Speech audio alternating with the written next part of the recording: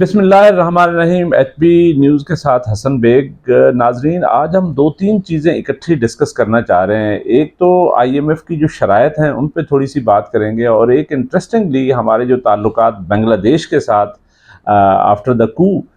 وہاں پہ چل رہے ہیں وہ بھی بڑے انٹرسٹنگ ہیں، اور اس کے ساتھ ساتھ سپریم کورٹ آف پاکستان میں جو کچھ ہو رہا ہے، یہ دو تین ایسے ٹاپکس ہیں جو میرا خیال ہے ہر بندہ ہم میں سے کنسرنڈ ہے، اور ہم چاہ رہے ہیں کہ ان پہ کچھ بات ہونی چاہیے، بات ہو بھی رہی ہے، اور بڑی وائڈلی ڈسکس ٹاپکس ہیں۔ لیکن میرا اپنا ایک اینگل ہوگا، میں آپ کو اینگل بتاتا چلتا ہوں کہ ایک تو آئی ایم ایف کا جو پروگرام ہے وہ چلیں اس لحاظ سے تو خوش آئند ہے کہ فار دا ٹائم بینگ ہم ڈیفالٹ سے بچ گئے اور ہمارا پروگرام چل پڑا۔ اور آپ لوگوں کو پتہ ہے کہ یہ ہم نے بہت دفعہ ذکر کیا کہ $600 ملین ہم نے اسٹینڈرڈ چارٹرڈ بینک سے 11.4% کے انٹرسٹ ریٹ پہ لے لیے، اور ان کی کلیریفیکیشن آئی ایم ایف کی آ گئی ہے۔ انہوں نے کہا نہیں، ہماری کوئی ایسی شرط نہیں تھی کہ خام خواہ زبردستی آپ بڑے انٹرسٹ ریٹ پہ جو ہے نا کوئی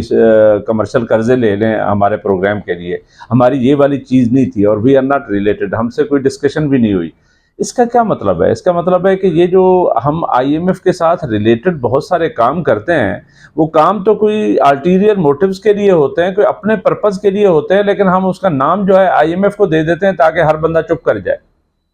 یہ میرا خیال ہے اورنگزیب صاحب کو یہ ڈسکس ضرور کرنا چاہیے، اور اس کو بلکہ جواب دہ ہونا چاہیے، جواب دینا چاہیے کہ یہ کیا ہوا ہے، کیوں ایسا یہ اتنے بڑے انٹرسٹ ریٹ پہ آپ نے قرضہ کیوں لیا ہے؟ آئی ایم ایف کا نام لے کے کہا ہے، آئی ایم ایف کلیریفیکیشن دے رہا ہے کہ یہ قرضہ جو ہے ہماری وجہ سے نہیں دیا گیا۔ چلے وہ جو رول اوورز سے ان کی تو بات بنتی ہے، ان کی ساری چیزیں جو ہے نا، اور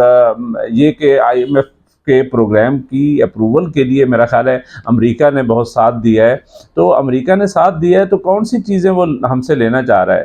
کہیں ہمارے پاس جو ہے کوئی نئے کوئی اڈے قائم ہو رہے ہیں، یا چائنا کو باہر کیا جا رہا ہے؟ کیا ہوا کیا ہے؟ تو یہ بھی جاننے کی ضرورت ہے۔ میرا خیال ہے کہیں نہ کہیں یہ ساری چیزیں انوالو ہیں۔ اب اس کو زیادہ ڈسکس نہیں کرتے، لیکن اس کے ساتھ ساتھ میں نے ڈسکس آپ سے یہ کرنا تھا کہ بنگلہ دیش کے ساتھ آفٹر دیئر کو جب حسینہ واجد کو باہر نکالا گیا تو وہ طلباء جو ہے وہ بڑے ایکٹیو تھے، اور بظاہر وہ لیڈر لیس بھی تھے، یعنی ان کا کوئی سچ لیڈر لگتا نہیں تھا، لیکن لیڈر تھے، وہاں پہ آرگنائزیشنز تھی، وہ کام کر رہے تھے۔ اور جب سے وہ کو ہوا ہے، ابھی ڈاکٹر محمد یونس صاحب جو ہے نوبل لاریٹ، وہ اس کو ہیڈ کر رہے ہیں گورنمنٹ کو، لیکن وہ ماڈل کوئی ایسا ہی ہے جو یعنی پاکستان جیسا ماڈل تو نہیں ہے، لیکن میرا خیال ہے پاکستان کے ساتھ ملتا جلتا کوئی ماڈل ہے۔ میں اس لیے کہہ رہا ہوں کہ پاکستان میں چلیں کوئی جس 47 فارم کے ہوتے ہوئے جو الیکشن ہو گئے، چلیں جو بھی ہوا، لیکن کوئی نہ کوئی سویلین گورنمنٹ موجود ہے وہاں پہ۔ سویلین جو ہے نا وہ بیٹھے ہوئے ہیں، اور ان کا جو ڈائریکٹر ہے وہ فوجی سربراہ ہے، اور وہ فوج ہی ڈائریکٹلی یعنی رول کر رہی ہے۔ ڈاکٹر یونس کو آگے کیا ہوا ہے، اور ڈاکٹر یونس کی بڑی پذیرائی ہو رہی ہے، Pakistani prime minister new York میں ملا ہے، اور اس کے علاوہ جو ہے نا ہم بڑے خواہش مند ہیں کہ بنگلہ دیش کے ساتھ تعلقات بڑھائے جائیں، کیونکہ ہمیں یہ لگتا ہے کہ بنگلہ دیش اگر ہمارے ساتھ ہو جائے تو ہم کچھ نہ کچھ ایسی پالیسی فریم ورک یا سارک کے حوالے سے کچھ کر سکتے ہیں جس پہ ہماری ٹریڈ اور ہماری چیزیں آگے بڑھنے لگیں گی، اور ہم شاید انڈیا کا بھی مقابلہ کر سکیں۔ لیکن اس کے ساتھ ساتھ مجھے خطرہ یہ ہے کہ یہ جو ہائیبرڈ ماڈل ہمارا چلا ہوا ہے، یہ پھر الٹرا ہائیبرڈ ماڈل جو یعنی بنگلہ دیش میں چل رہا ہے،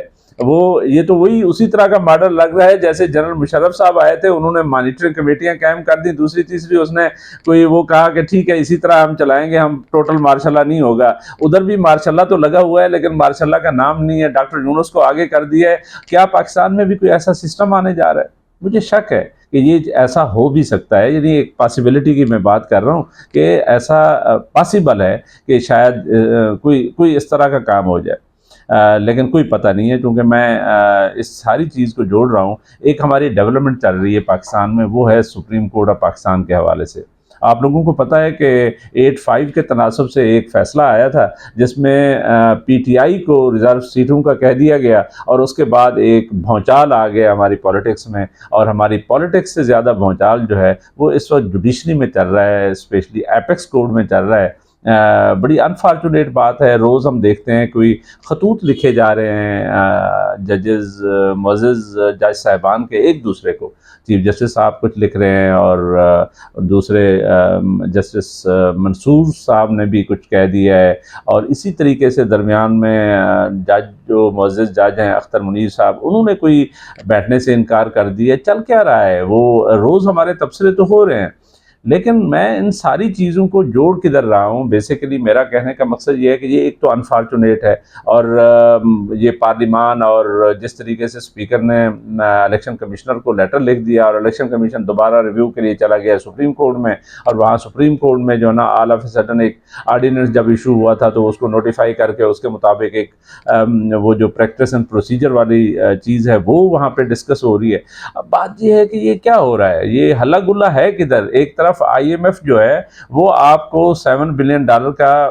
پیکج انہوں نے دے دیا ہے، اور اس کے اوپر جو ہے نا کلائمیٹ فنانسنگ بھی ایکسپیکٹڈ ہے کہ شاید 1 سے 1.5 بلین جو ہے نا وہ بھی پاکستان ریکویسٹ کرنے جا رہا ہے، وہ بھی شاید مل جائے. تو یہ مہربانیاں کس کھاتے میں ہیں؟ کوئی نہ کچھ تو چل رہا ہوگا. لیکن اس کے ساتھ ساتھ جو میں نے بات کی کہ بنگلہ دیش کے ساتھ جو ہم تعلقات بڑھانے جا رہے ہیں، یہاں پہ کوئی سسٹم ایسا آ رہا ہے تو یہ اور اس کے ساتھ سپریم کورٹ کا جو مسئلہ چل رہا ہے، تو یہ کہیں پہ کوئی یعنی الٹیمیٹلی کوئی بنگلہ دیش ماڈل آ رہا ہے جس کو سپورٹ جو ہے امریکہ کر رہا ہے، اور یہ سارا جو ماڈل ہے بنیادی طور پہ اگینسٹ چائنا ہے، اور الٹیمیٹلی اس کا سب کا فائدہ جو ہے، یہ ساری ڈسٹربنس کا فائدہ جو ہے اس خطے میں وہ انڈیا کو ہونے جا رہا ہے. اس کا مطلب ہے کہ انڈیا کو جو رول آلریڈی اسائن کیا ہوا ہے امریکہ نے، وہ اس کو اسٹرینتھن کرنے کے چکر میں ہے. وہ لگتا ہے ایسے ہے کہ یہ کوئی الٹیمیٹلی اس خطے کو آہستہ آہستہ جو بھی سمپیتھائزر تھے چائنا کے، ان کے ملکوں میں کرائسس پیدا کیا جائے، ان کو تھوڑا سپورٹ بھی کر دیا جائے، اور اس کے ساتھ ساتھ جو ہے یہ جو سارے ممالک ہیں پھر انڈر دی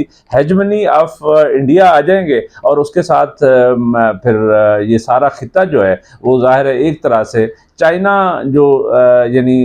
جو چائنیز انفلوئنس ہے اس کو ختم کرنے کے لیے ہو رہا ہے. اور مڈل ایسٹ میں بھی بڑے کرائسس چل رہے ہیں، وہ بھی الٹیمیٹلی کیا نتیجہ ہوگا یار؟ بہرحال یہ ساری چیزیں سوچنے کی ہیں. مجھے تو ایسے لگتا ہے کہ یہ ساری جو